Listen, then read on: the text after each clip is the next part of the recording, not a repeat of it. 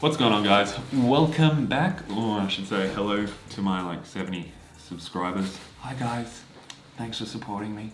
Anyway, today we are going to be, I'm going to be running you guys through a tutorial. It's not really a tutorial. A tutorial kind of implies that I know what I'm doing. I don't really know what I'm doing. I kind of just wing it on all my edits. But what we're going to be doing is we're going to be taking this photo. Actually, it's already been taken. But we're going to be turning it into this photo. And I'm going to be focusing mostly on how I composited the planet in and the glow and all that stuff. But if you guys want me to expand on my workflow and how I don't know, anything, just let me know below. Anyway, let's get into it. So I will begin by showing you guys. Sorry. I'm going to try not to family friendly it. I'm going to stay family friendly. Anyway, these are the two photographs that I've got. This is what it looks like straight out of camera. If you want to see how I shot that video, this photo, go check. I did a behind the scenes vlog thing. Anyway, but that's kind of the photo. I'm going to be putting a planet in right around this area.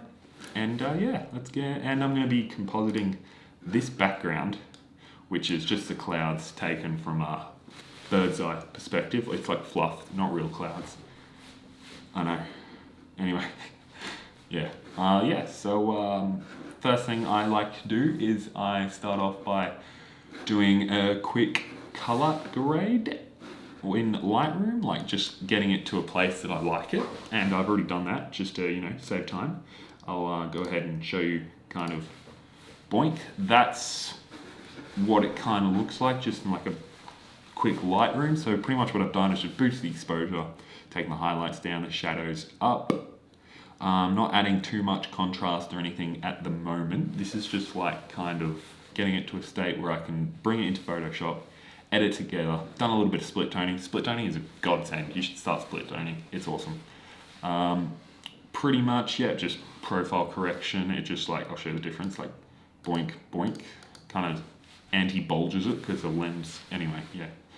And then this calibration. This tab is the coolest. It's the coolest tab in Lightroom. We're in Lightroom because you can just look at this, boink, boink. You can just completely control the whole what colors portrays. Not really working at the moment, but it's a wicked tab. Nonetheless, anyway, let's bring these two layers into Photoshop. So pretty much just go edit in Adobe Photoshop.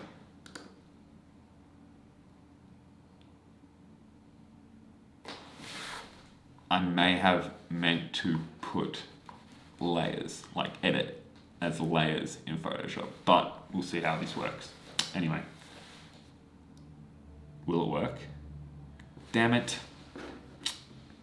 Yeah, so pretty much I'll just have to drag that photo across into here. Boink. And yeah, I'm not really the best at Photoshop.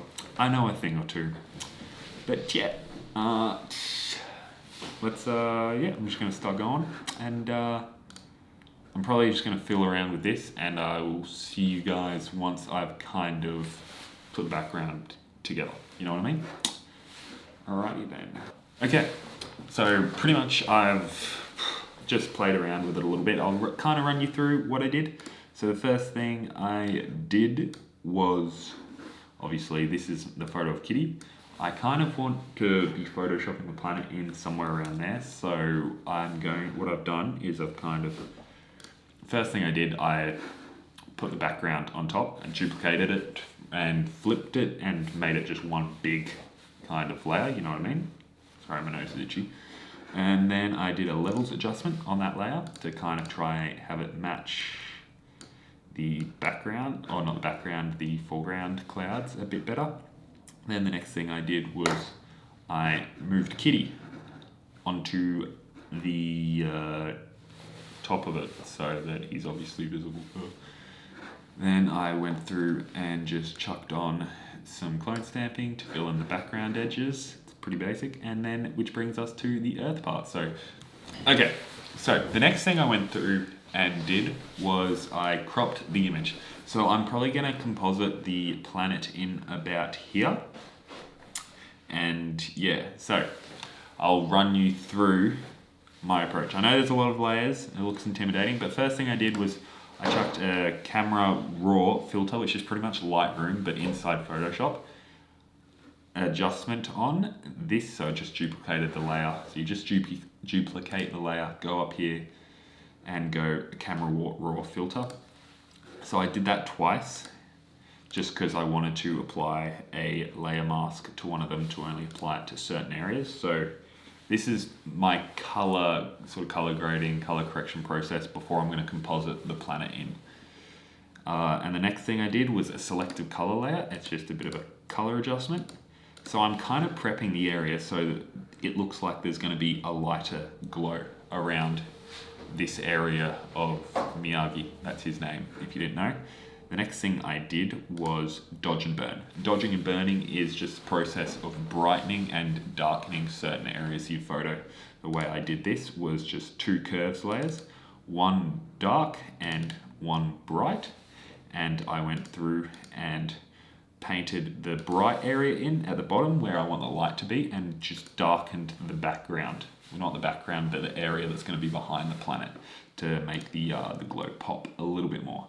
Next thing I did was just chucked on a hue and saturation layer, which doesn't do much, but it was part of the process. And then after that, I did a little color balance and just added to the highlights a bit more blue cyan kind of thing. So that was pretty much my color grade for the background. Next thing I did was, this is the fun bit, this is where we composite in this planet. Now, once again, disclaimer, this is not a tutorial. I don't know what I'm doing. Well, I do a little bit, but I just wing it when I edit, honestly. It's just, that's the fun of it, you know what I mean? I just experiment, see what works, what doesn't work. So this planet I got from Shutterstock, I think I got this from. I paid for it, yeah. And so what I did was, first I brought that in and I popped it in, but I changed this to a screen layer. The reason it is a screen layer, because if I went to normal, it has a black background, and so that's it normally. Then what I did was I painted out the black background using a layer mask, and then I changed this to a screen blending mode. Next thing I did, because as you can see, the screen is just like a little bit transparent. So what I did was I duplicated this layer. It's just a normal layer. And then what I did was I used a layer mask to kind of only apply it to the center of the Earth, the planet. So it's not transparent anymore. The next thing you do, this is how I got the glow effect. So pretty much what I did was I duplicated the planet layer. I'll show you down here.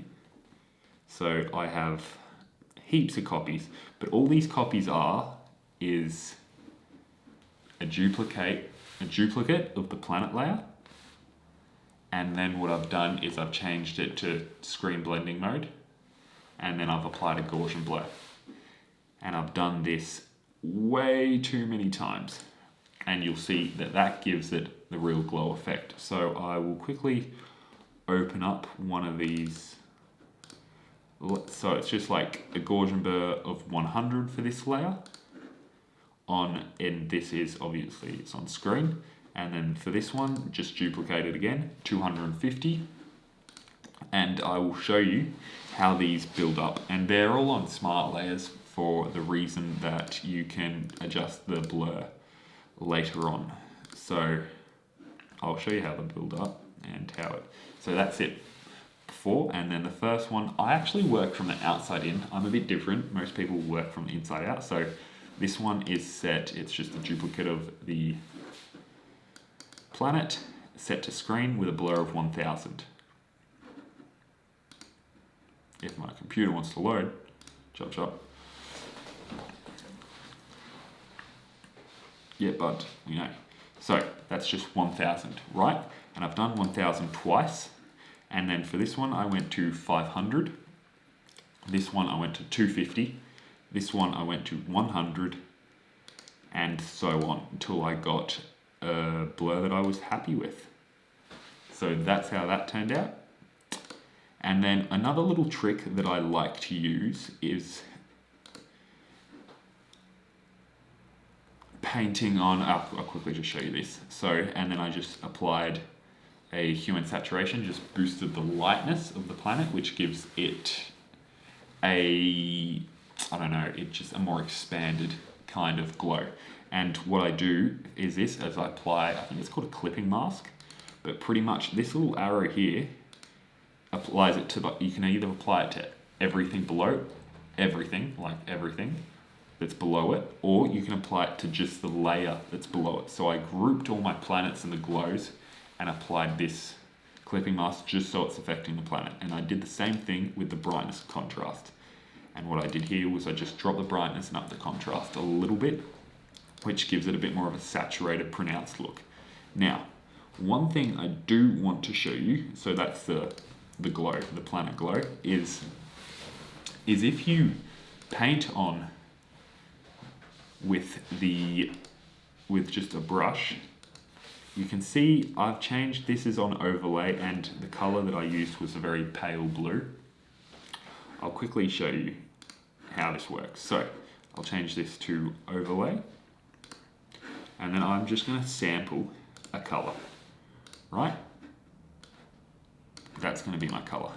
Then I'm going to grab my brush, I'm going to put my flow down to somewhere around 5%, and I'm just going to brush on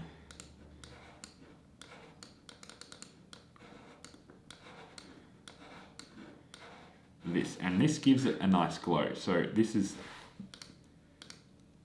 it just makes it pop. So that's all I've done for this layer. This is just giving it a subtle pop, and then just underneath just adds a bit more of a glow to it.